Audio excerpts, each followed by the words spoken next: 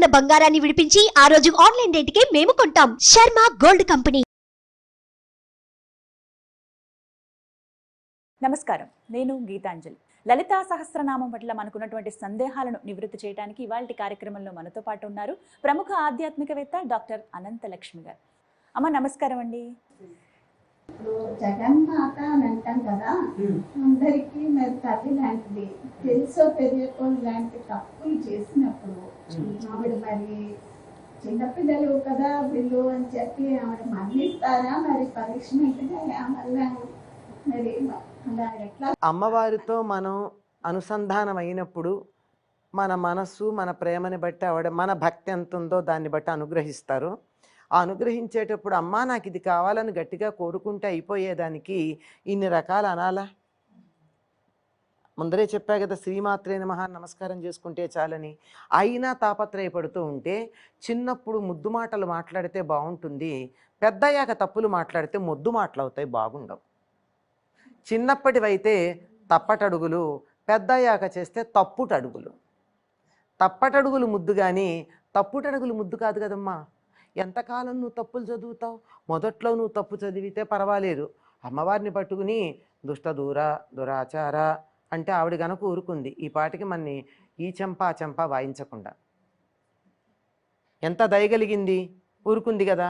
అంత మాత్రాన ఎంతకాలం అలాగే చేస్తే చూసి చూడనట్టు వదిలేస్తోందే తప్ప నిజానికి పట్టించుకుంటే ఈ పాటికి మనం ఎంతో పనిష్మెంట్స్కి లోనయ్యి ఉండేవాళ్ళం. లోన్ అవ్వలేదు అంటే ఆవిడ వదిలేసిందని అర్థం. అంత మాత్రాన నేను ఇదే కొనసాగిస్తానంటే బాగుండదు. చిన్నప్పుడు చెప్తున్నాం కదా, ఒకదానికొకటి అంటారు. మనకి రామాయణంలోనే విశ్వనాథ వారు రాశారు, తానో లాములు, నీ పేరేంటి అంటే లాములు అన్నట చిన్నప్పుడు నేర్చుకుంటూ.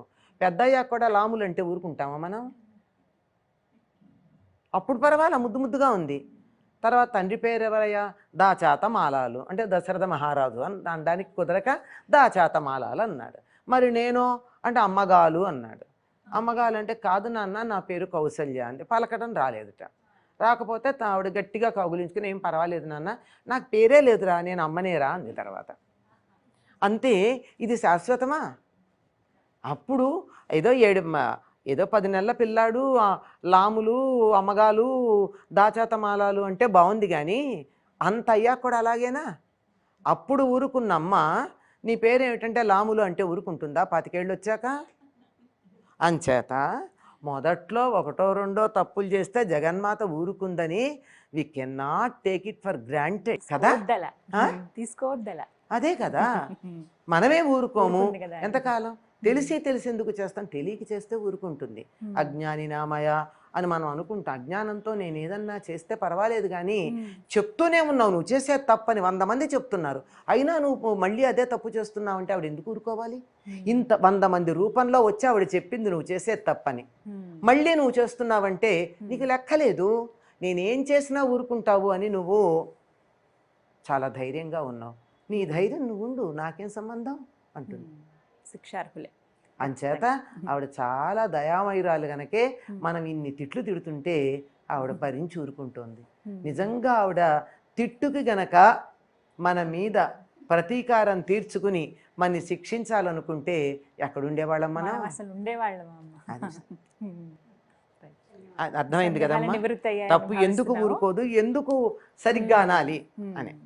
చాలా సంతోషం. నమస్కారం. నమస్తే అమ్మా.